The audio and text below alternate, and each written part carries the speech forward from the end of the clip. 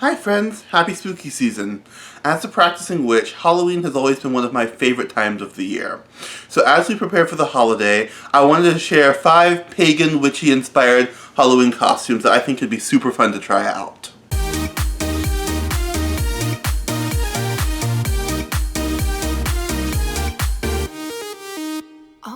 Hello everyone, welcome back. My name is Maddie, and here on this channel, we share educational videos and personal stories from our collective perspective as a queer neurodivergent divinity school student. If that sounds like your cup of tea, consider subscribing and consider supporting us on Patreon, links in the description below. So for those of you who don't know, I used to be a theater kid. My hometown has a couple of vibrant, active community theaters, and I always loved putting on costumes and becoming someone else for a few weeks at a time.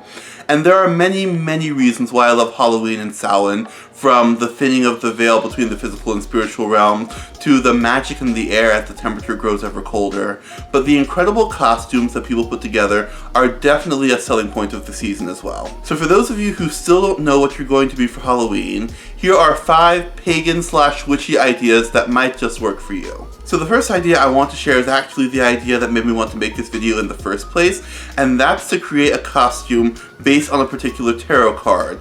The Fool, the Empress, the Hierophant, the Queen of Wands, what have you. I think this one could be especially fun because you have so many options.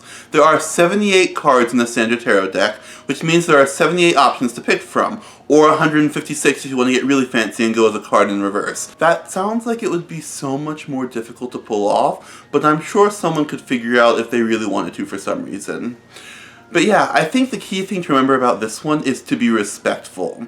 There's a tendency to sexualize Halloween costumes, and while I consider myself to be a sex-positive person generally, I really don't think going as the slutty high priestess is the way to go. The second idea that I want to share is that you could go as an embodiment of one of the 5 traditional Wiccan elements: earth, air, fire, water, or spirit. If you're on TikTok, you probably saw the trend of makeup artists and body painters creating a white Christmas look on one side and a green Christmas look on the other, and you could totally go for something like that. But honestly, I think there are a million different ways you could pull off being an elemental for Halloween, even without makeup. Though to be fair, this is definitely a look that'll hit different if you know how to work a paintbrush or a makeup brush. The third idea on this list is to dress up as a deity, or a demigod, or an ancestral spirit. You get the picture. Again, I cannot stress the importance of respect if you choose to go this route. The gods are forces to be reckoned with, and even the kindest deities may lash out if you choose to make a mockery of them. But I personally don't see any harm in embodying a deity as a way to celebrate the turning of the wheel of the year. I think it could even be empowering, especially for marginalized people. How incredible would it be to look in the mirror after all of your hard work and see a god or a goddess staring back at you when we're so often taught that the divine doesn't look like us? And given the fact that so many ancient cultures were polytheistic, there's no shortage of deities to choose from. I think it's important to issue a warning against cultural appropriation in addition to the warning about respect, but overall I think that this is a potentially powerful option to choose from if you're trying to figure out who or what you want to dress up as. The fourth idea that I want to share with you may seem a bit abstract, but I think there's a lot of options for creative interpretation, and that's to dress up as the embodiment of an emotion. How is this related to pagan or witchy stuff, you may ask? Well, in my experience, magic becomes a lot more powerful, for better or for worse, when you connect it to an emotion. The story I'm about to tell is something that I don't endorse or support, but back when I was a more inexperienced witch, I got tired of being consistently hurt by this one person who continually kept hurting me.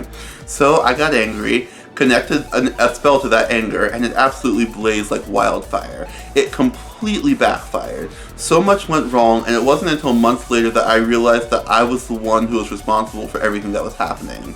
So I connected a counterspell to an emotion of peace and acceptance, and I think that solved the problem. I honestly don't know. We don't talk anymore, so there's no way to find out what things look like on their end. But the moral of the story is, 1, magic used to harm people shouldn't be used lightly, if at all. And 2, emotions are powerful things when it comes to magic. And so getting back to the topic of costumes, you can make a costume that feels like the characters from Disney Pixar's Inside Out, Or you could use your own artistic imagination to create an image of what you think happiness, or sadness, or loneliness, or apathy might look like. Be creative. And the fifth and final idea that I want to share with you today is that you could go as the embodiment of a holiday. Personally, I'm thinking about the traditional pagan holidays of Samhain, Yule, Imbolc, Ostra, Beltane, Litha, Lunasa, and Mabon, but you could also go with holidays from your own religious tradition or a non-religious tradition altogether. But you know how each holiday has its own colors, its own symbols, its own vibe? Why not channel all of that into a costume?